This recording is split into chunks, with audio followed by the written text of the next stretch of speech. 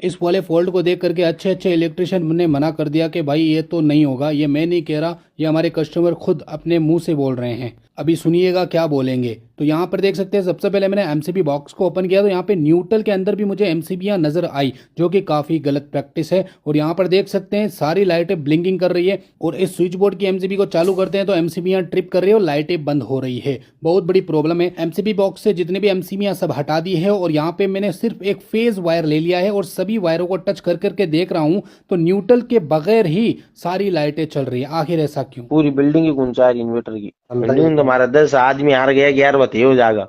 आज का मैंने 4-5 मिस्त्री लिए हो, कई मिस्त्री भेजे, ओ सही है, ओ सही है, ओ सही है, कोई शुभ नहीं। तो कस्टमर की बातें आपने सुन ही ली। तो आप देख सकते हैं एमसीबी बॉक्स से मैंने एक एमसीबी को सीरीज करके एक फेज लेके आया हूं। अब देखो जहां जहां पे फॉल्ट नजर आ रहा था मैं उस स्विच बोर्ड को खोल करके देख रहा हूं तो न्यूट्रल के अंदर इस तरह से फॉल्ट हो रहा है। ये देख सकते हैं शॉर्ट सर्किट हो रहा है। रूम के अंदर चलते हैं, एमसीबी बॉक्स से सारी चीजें हटा दी फिर भी शॉर्ट सर्किट हो रहा है यहाँ पर। अब देखो मैं डायरेक्ट लूपिंग में लगाता हूँ बोर्ड के, लूपिंग में सिर्फ फेज की मदद से ही सारी लाइटें चल रही हैं। तो मैं पता करता हूँ न्यूट्रल में आखिर फॉल्ट कहाँ से आ रहा है। तो मैं एक एक करके न्यूट्रल को काट दिया हूँ और एक एक करके इस फेज को टच करता हूं और जिस वाले फेज के अंदर जिस वाले वायर के अंदर शॉर्ट होगा वही न्यूट्रल फॉल्ट है। तो आप देख सकते हैं ये येलो कलर का वायर मुझे फॉल्ट नजर आ रहा है। इसको हटाते ही सारी चीजें क्लियर हो गई है। देख सकते हैं यहां पर जो है फॉल्ट नहीं हो रहा, इस बोर्ड में भी फॉल्ट नहीं हो रहा, यानी कि न्यूट्रल बिल्कुल फ्री हो गया है, न्यूट्रल बिल्कुल कट गया है। यानी जो फॉल्ट न्यूट्रल था वो भी मैंने कट कर दिया। ये वाला देख सकते हैं ये फॉल्ट न्यूट्रल था।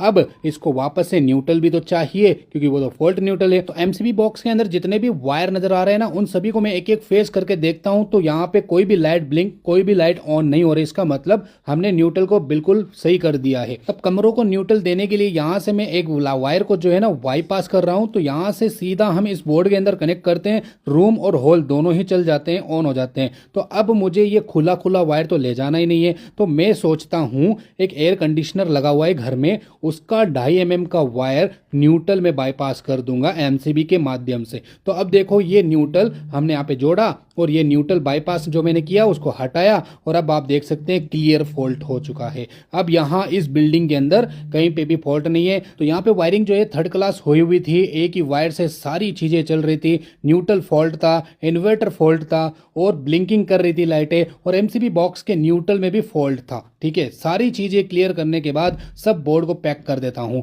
नेक्स्ट टाइम आता हूँ स्क्रीन टच वाले स्विच भी यहाँ पे इंस्टॉल करता हूँ और एमसीबी बॉक्स की वायरिंग भी कंप्लीट कर देता हूँ। कस्टमर ने रिकॉर्डिंग में बोला था कि 10 मिस्त्री फेल हो गए हैं, अगर आप भी फेल होते हैं तो आपका भी नाम 11वें नंबर पे आ जाएगा। हमें यहाँ पे 2 दिन लगे और कस्टमर पूरे सेटिस्फाइड हो गए हैं।